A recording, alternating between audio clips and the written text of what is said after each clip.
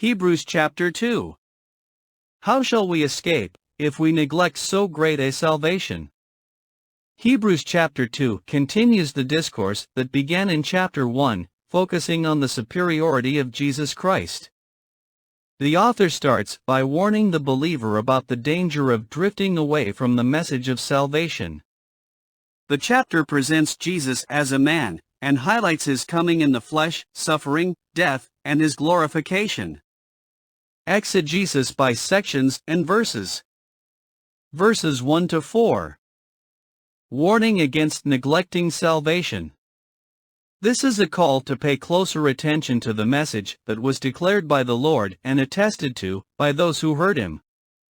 He says that if the word spoken through angels proved steadfast, and every transgression and disobedience received his justice, how shall we escape if we neglect so great a salvation?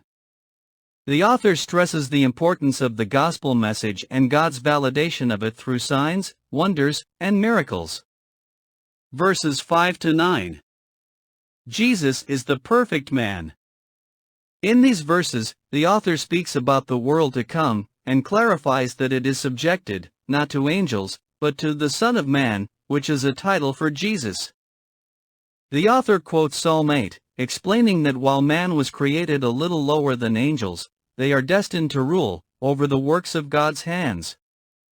In Jesus, this destiny is perfectly fulfilled, as he was made a little lower than the angels for a while, yet now crowned with glory and honor, because of his suffering and death.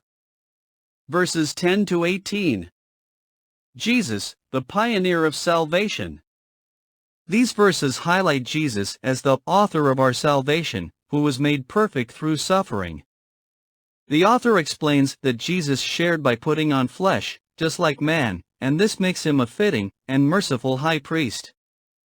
In his human life and death, Jesus experienced suffering and temptation, and thus he is able to help those who are being tempted.